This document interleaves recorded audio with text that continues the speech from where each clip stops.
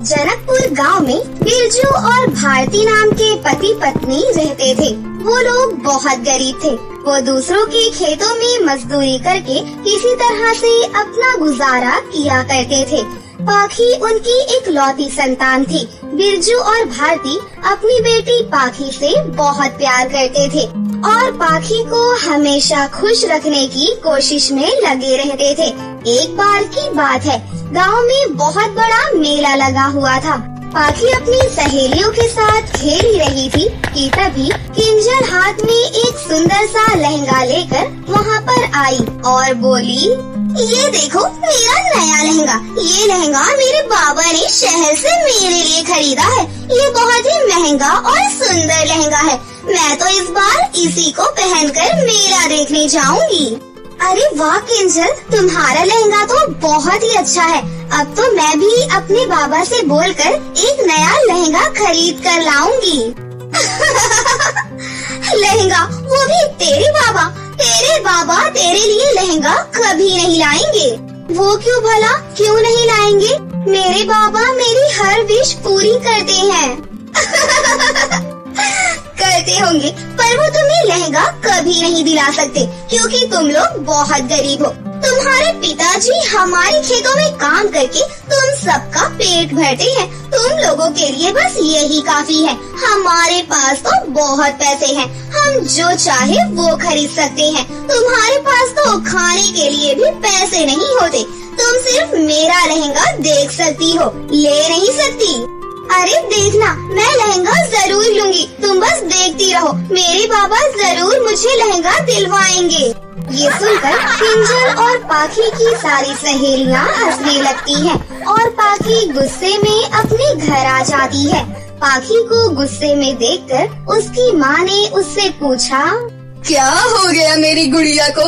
ये चाट सा चेहरा टमाटर की तरह लाल क्यों है? माँ, किंजल के पास बहुत ही सुंदर लहंगा है और वो बोल रही है मेरे बाबा मेरे लिए वैसा लहंगा कभी नहीं खरीद सकते। पाखी बेटा, तू तो बहुत समझदार बच्ची है ना। तुझे तो पता है तेरे बाबा कितनी मेहनत करके घर चलाते हैं और लहंगा तो बेटा बहुत ही महंगा आता है ना। हम भला उसे कहाँ से खरीद पाएंगे? मुझे वो सब नहीं पता, मुझे लहंगा चाहिए, चाहिए तो बस चाहिए। ऐसे जिद नहीं करते पाखी बेटा। लेकिन पाखी अपनी माँ की कोई बात नहीं सुनती। तभी उसके बाबा भी घर आ जाते हैं। अब आप ही अपनी लाडली बेटी को समझाइए। तुम्हारी बेटी किंजल का लहंगा देखकर उसकी तरह ही लहंगा लेने की जिद कर बैठी है। ये सुनकर बिरजू अपनी बेटी को अपने पास बुलाता है और कहता है, पाखी बेटा, मेले में सबसे ज्यादा तुम्हें क्या पसंद है? समोसा। मेला घूमने और समोसा खाने के लिए नए लहंगे की क्या जरूरत है? चलो मैं आज तुम्हें मेला घुमा कर लाता हूँ और मेले में मैं तुम्हारे पसंद के समोसे भी खिलाऊंगा। नहीं बाबा, मुझे कोई समोसे नहीं खाने। मुझे तो बस मेरा लहंगा चाहिए। आप कुछ भी करो, लेकिन मेरे लिए कहीं से भी लहंगा ला कर दो और मुझे कुछ नहीं चाहिए। पाखी जिद पकड़कर बैठी थी कि उसे किसी भी कीमत पर लहंगा चाहिए ही चाहिए। बिरजू सोच में पड़ जाता है कि आखिर वो लहंगा खरीदने के लिए इतने सारे पैसे कहाँ से लेकर आए। अगले दिन बिरजू अपने एक दोस्त के घर गया और बोला, लल्लू भाई, मुझे तुमसे कुछ पैसे उधार चाहिए। मैं अगले महीने ही तुम्हें लौटा दूंगा। इस वक्त मेरे पास भी पैसे नहीं है बिरजू। मेला घूमने के लिए मेरी पत्नी भी कई दिनों से पैसे को लेकर मुझसे झगड़ा कर रही है, पर मेरे भाई मेरे पास पैसे है ही नहीं, तो मैं कहाँ से दूँ? ये सुनकर बिरजू बहुत निराश होकर अपने घर वापस आ जाता है। क्या हुआ जी, पैसों का इंतजाम हुआ क्या? नहीं पाखी की माँ, कहीं से पैसे नहीं मिले। अब मैं अपनी बेटी के लिए लहंगा कहाँ से लेकर आऊँ? जब पैसे हैं ही नहीं तो उसकी हर जिद पूरी करनी जरूरी नहीं है। अब वो बड़ी हो गई है, उसे घर की हालत समझनी चाहिए। आप उसे समझा दीजिए, वो समझ जाएगी। पाखी वहीं दूर खड़ी होकर ये सारी बातें सुन लेती है। अपने माँ बाबा को इतना परेशान होता देख वो उनके पास आकर उनसे कहती है, बाबा अब मुझे कोई लहंगा नहीं चाहिए, आप रहने दीजिए। ये हुई ना बात, तू तो मेरी समझदार बेटी है। उस दिन पाखी बहुत उदास थी क्योंकि उसे लहंगा चाहिए था, लेकिन अब वो समझ चुकी थी कि उसके बाबा के पास तो पैसे है ही नहीं। अगले दिन पाखी कुएं पर पानी भर ही रही थी और सोच रही थी, मेरे माँ बाबा इतने गरीब क्यों हैं? किंजल ने बिल्कुल सच ही कहा था, मैं लहंगा कभी भी नहीं पहन पाऊंगी। काश जादुई कहानियों की तरह ये कुआं भी जादुई होता, फिर तो मैं इस कुएं से एक जादुई लहंगा मांगती। क्या तुमने मुझे पुकारा है प्यारी लड़की? कौन है यहाँ? मैं एक जादुई कुआं हूँ। तुमने अभी अभी मुझसे एक लहंगा मांगा था ना? ये लो, ये रहा तुम्हारे लिए जादुई सुनहरा लहंगा। कुएं की इतना बोलते ही पाखी के सामने कुएं के अंदर से एक सुनहरा सा लहंगा निकलकर आ जाता है। ये कोई साधारण लहंगा नहीं है, ये एक जादुई सुनहरा लहंगा है। तुम इससे जो कुछ भी मांगोगी वो सब तुम्हें मिल जाएगा। क्या सच्ची? हाँ सच्ची। फिर पाखी जादुई सुनहरे लहंगे को लेकर खुशी खुशी अपने घर आ जाती है और अपने माँ बाबा को उस जादुई सुनहरे लहंगे के बारे में सब बताती है। भला ऐसे कैसे हो सकता है कि कोई कुआं तुम्हें लहंगा दे दे? ऐसा ही हुआ है माँ, हमारे गांव का कुआं जादुई है। फिर पाखी अपने माँ बाबा के साथ कुएं के पास आकर कुएं को आवाज लगाती है, जादुई कुआं, मुझे सुन सकते हो? लेकिन जादुई कुएं से कोई आवाज नहीं आती। मुझे तो ये कुआं बिल्कुल भी जादुई नहीं लग रहा। पाखी बेटा सच बताओ, ये लहंगा तुम्हें किसने दिया? बाबा मैं बिल्कुल सच कह रही हूँ, ये लहंगा मुझे इसी कुएं ने दिया है और ये भी कहा था कि मैं जो भी चाहूँ वो सब इससे मांग सकती हूँ। एक मिनट रुको, हे जादुई लहंगे, मुझे सुंदर सा हीरा दे दो। पाखी के इतना बोलते ही सुनहरे लहंगे से एक चमचमाता हुआ बड़ा सा हीरा प्रकट हो जाता है। ये देखकर बिरजू और भारती दोनों हैरान रह जाते हैं। पाखी के बाबा, ये लहंगा चाहे जहाँ से भी आया हो, आखिर है तो जादुई ही। इसे पाकर मेरी बेटी खुश है, उसी में हम भी खुश हैं। मैं तो बहुत खुश हूँ माँ, आखिर मुझे लहंगा चाहिए था जो मुझे मिल गया। अगले ही दिन पाखी उस लहंगे को पहनकर मेला घूमने गई। पाखी के लहंगे को देखकर उसकी सारी सहेलियाँ पाखी की बहुत तारीफ कर रही थी।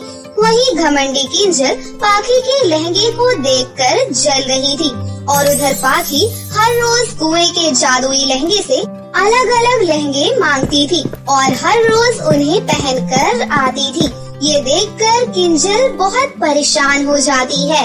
आखिर इस गरीब के पास इतने सारे लहंगे कहाँ से आ गए जो ये हर रोज नए नए लहंगे पहनकर आ रही है। आज तो मैं इसके सारे लहंगे चुरा ही लूंगी। कुएं का जादुई सुनहरा लहंगा चुराने के इरादे से किंजल आधी रात को पाखी के घर जाकर उसका लहंगा चुराकर भाग ही रही थी कि तभी वो कुएं में जाकर गिर गई और डूबने लगी।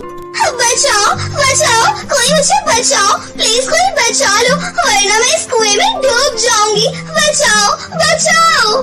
किंजल की आवाज सुनकर बिरजू और भारती के साथ और भी कई गांव वाले कुएं के पास आए और किंजल को कुएं से बाहर निकाला।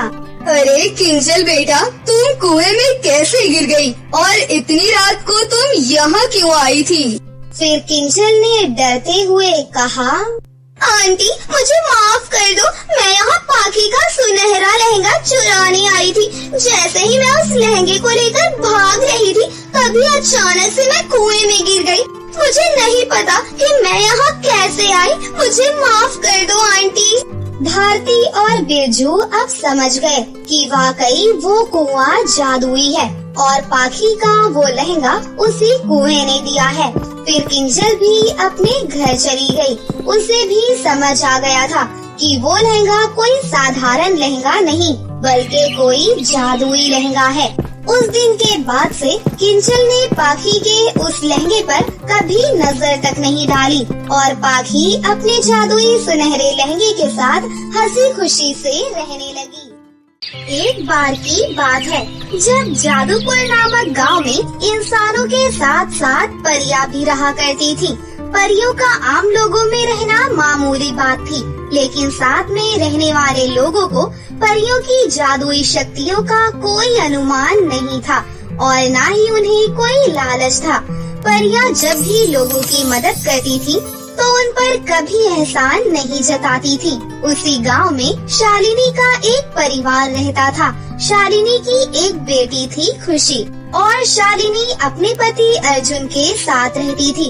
शालिनी का परिवार छोटा परिवार था। घर में इतना काम होता नहीं था, जिस वजह से वो पूरा दिन खाली बैठी रहती थी और उसके मन में अजीबोगरीब ख्याल आते थे। हे ऊपर वाले, ये तूने कैसी दुनिया बनाई है। खाने को मुंह तो दे दिया, लेकिन खाने के लिए इतनी मेहनत करवाता है। जिंदगी में ऐसा हो पाता कि इंसान को बिना मेहनत किए ही खाना मिल जाता तो कितना अच्छा होता। शालिनी को ये सारी बातें कहते उसकी बेटी खुशी सुन रही होती है और वो अपनी माँ से कहती है, माँ, आप ये सब क्या सोचती रहती हो? क्या आपको नहीं पता इंसान को काम करना भी बहुत जरूरी है। अगर वो कुछ नहीं करेगा तो आलसी हो जाएगा और उसे बहुत सारी बीमारियाँ लग जाएंगी। इसी वजह से ऊपर वाले ने हमें ऐसा बनाया है। आप खामखा ऊपर वाले को दोष देती रहती हो। अरे बेटी, तू नहीं जानती है इस पेट को पालने के लिए तेरे पिताजी को कितनी मेहनत करनी पड़ती है और कुछ लोग तो बिना मेहनत किए ही बहुत अच्छा खाते हैं। माँ, वो सब इसलिए क्योंकि उन्होंने अपने कर्मों की सजा और कर्म पहले ही कर लिए हैं। इसलिए अब उनके जीवन में सब कुछ अच्छा चल रहा है। देखना, एक दिन हमारा जीवन भी बहुत अच्छा होगा। मैं भी बस उसी दिन का इंतजार कर रही हूँ जब हमारा पूरा परिवार हंसी खुशी से एक साथ रहेगा और हमें किसी भी चीज की कोई कमी नहीं होगी। खैर, अभी मैं जाकर पड़ोस वाली अंगूरी भाभी से बात करती हूँ। खुशी की माँ घर के सारे काम जल्दी जल्दी खत्म कर लेती थी और उसके बाद पड़ोस की औरतों से बातें करती थी। इसी तरह शाम हो जाती थी और शाम को घर आकर वो सबके लिए खाना बनाती थी। अर्जुन जब घर वापस आता था तो सभी लोग एक साथ बैठकर खाना खाते थे। खुशी के घर के बगल में ही दो परियों के भी घर थे। एक घर में नीली परी रहती थी और दूसरे घर में लाल परी रहती थी। नीली परी स्वभाव की बहुत अच्छी थी। उसका दिल बहुत साफ था, लेकिन रंग काला होने की वजह से जल्दी उससे कोई भी बात नहीं करता था। सिर्फ मतलब के लिए ही लोग उसके पास आते थे। वहीं दूसरी तरफ लाल परी दिखने में तो बहुत सुंदर थी, परंतु उसके विचार बहुत ही ज्यादा खराब थे। वो दूसरों का कभी भला नहीं चाहती थी। वो अपनी सुंदरता पर बहुत ज्यादा घमंड करती थी और कभी किसी से ठीक तरह से बात नहीं करती थी।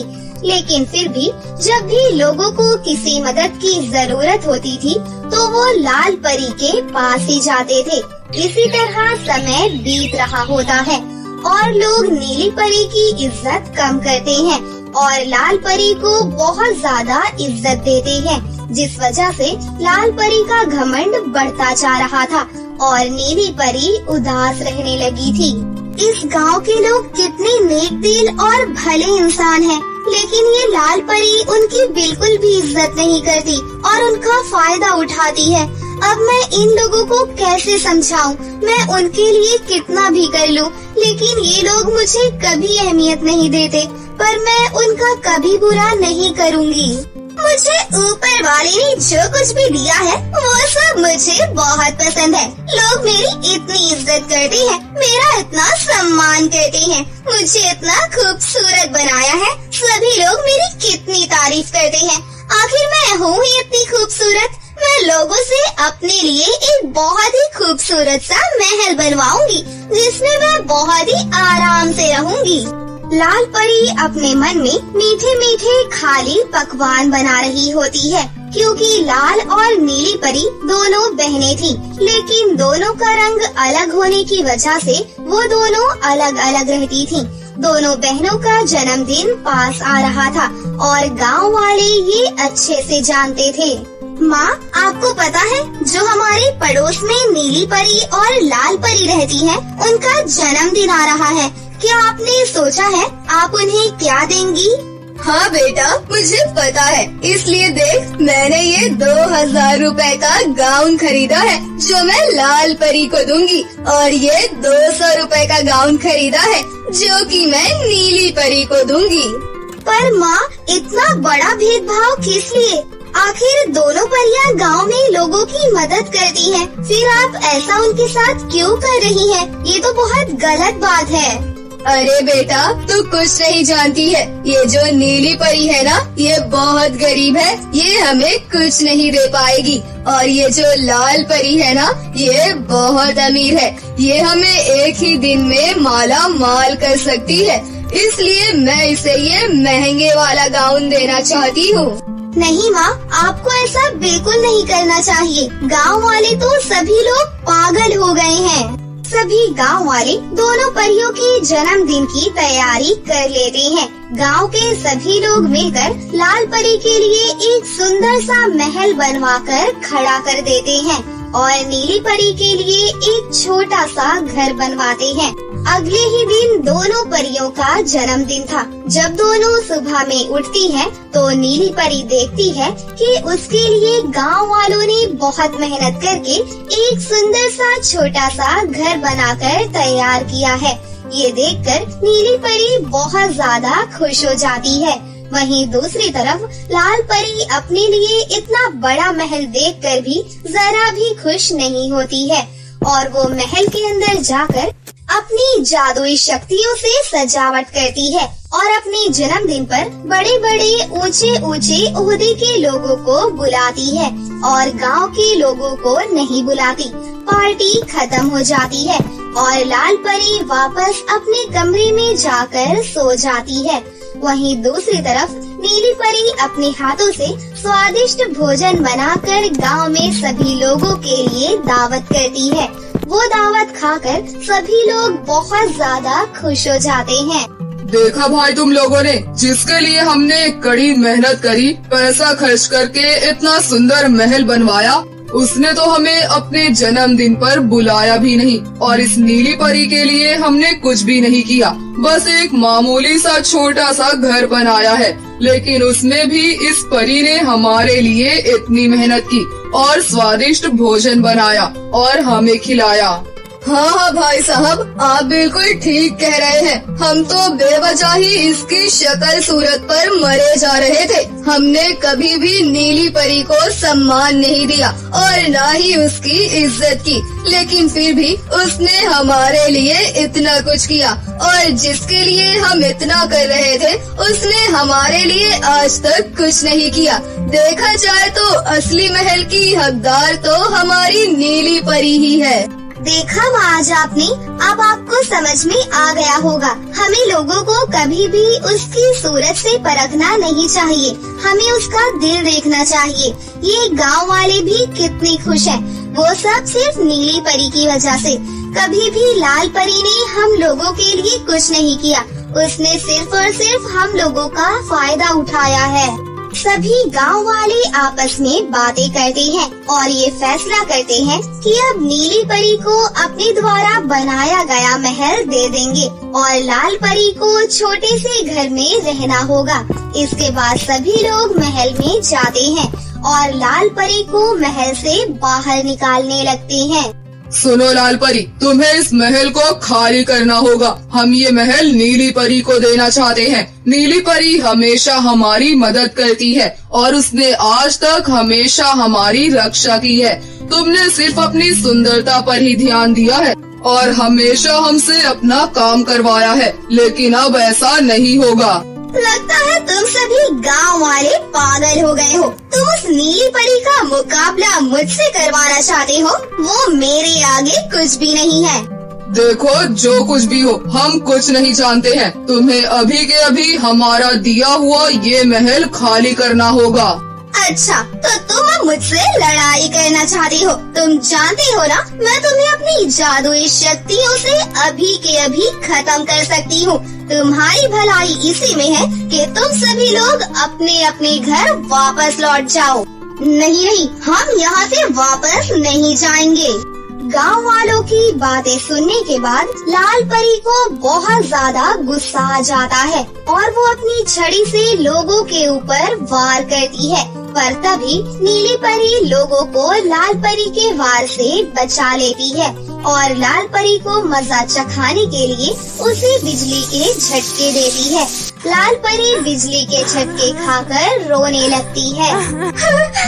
अरे मुझे माफ कर दो, ये बिजली के झटके देना बंद करो, मुझे बहुत तकलीफ हो रही है। तुम सभी जो बोलोगे मैं वो करूँगी, लेकिन मुझे माफ कर दो। गाँव वालों, मैं अपनी सुंदरता पर ज्यादा ही घमंड कर रही थी। तुम जहाँ कहोगे मैं वहाँ रहने के लिए तैयार हूँ, बस मुझे माफ कर दो। इसके बाद नीली परी लाल परी को उस छोटे से घर में रहने के लिए भेज देती है और नीली परी पूरे गांव वालों के बनाए हुए महल में रहने लगती है। इसके बाद सभी लोग नीली परी की बहुत इज्जत करने लगते हैं और नीली परी का जन्मदिन धूमधाम से मनाते हैं। वहीं दूसरी तरफ लाल परी को अपने किए पर पछतावा होने लगता है और वो नीली परी और गांव के लोगों से माफी मांगती है। उसके बाद दोनों बहनें हंसी खुशी से अपना बंटवारा खत्म करके एक ही घर में रहने लगती हैं और गांव में सभी लोगों की मदद करती हैं। इस तरह दोनों बहनों की लड़ाई खत्म हो जाती है और गांव वालों को अच्छी सुख सुविधा मिल जाती है। तो दोस्तों, कैसी लगी आपको हमारी ये कहानी? अगर आपको हमारी कहानी अच्छी लगी हो तो इसे जरूर लाइक करें, साथ ही हमारे चैनल को सब्सक्राइब भी कर लें और बेल आइकन को दबाना ना भूलें। मिलते हैं अगली वीडियो में। धन्यवाद।